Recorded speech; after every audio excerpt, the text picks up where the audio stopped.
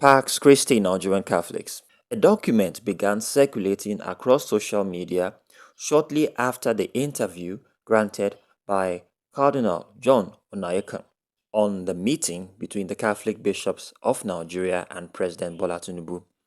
It was presented as an open letter from the Catholic Youth Association of Nigeria, claiming to represent Nigerian Catholic youths and distancing itself from the views expressed by Catholic bishops on national issues.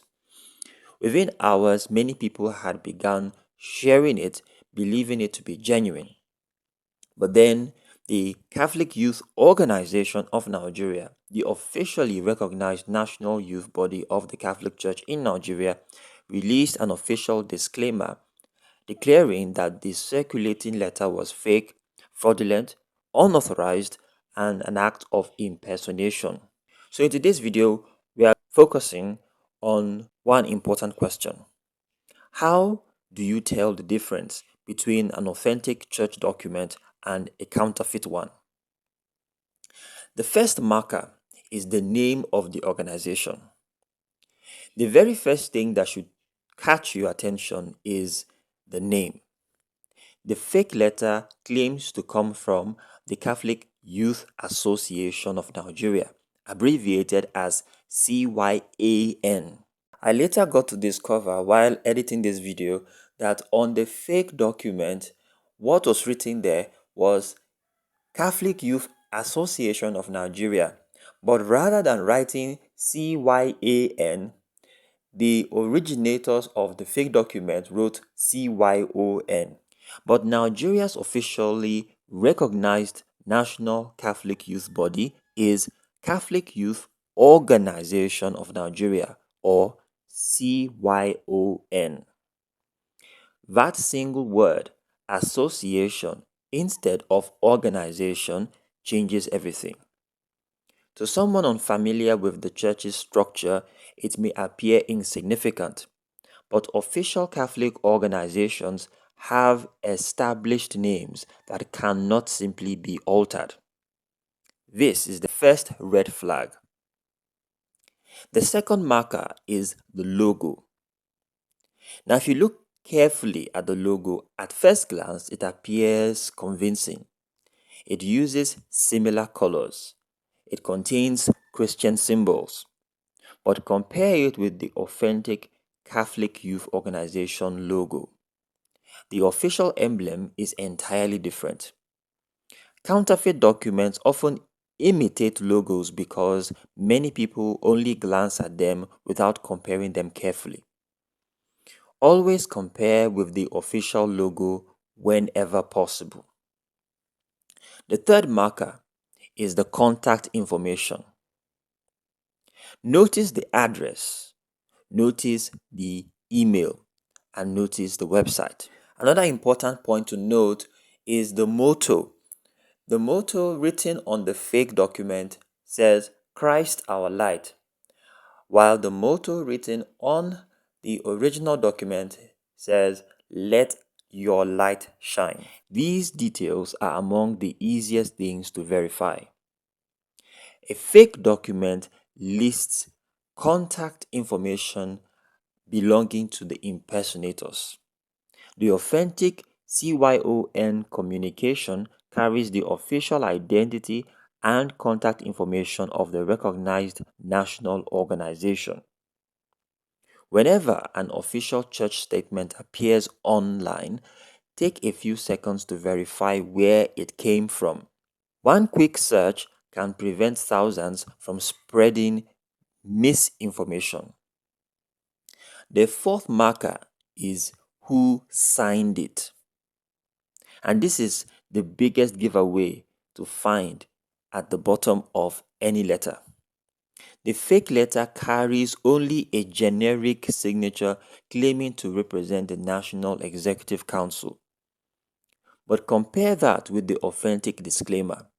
The genuine document is signed by the actual national officers currently serving the Catholic Youth Organization of Nigeria, and they are Gosife Kizito Eze, National President, from the Catholic Diocese of Oka, who started serving from 2024 and whose tenure will elapse in 2028.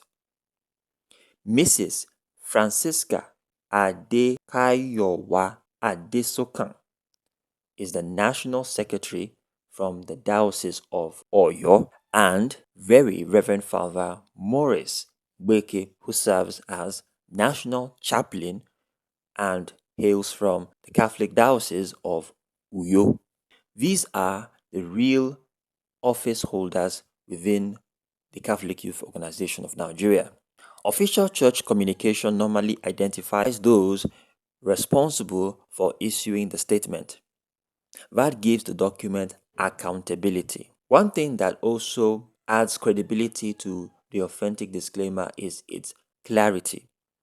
The National Executive Council did not simply deny the document. They described it as false, fraudulent, unauthorized, and an act of impersonation, and instructed Catholics to disregard it completely.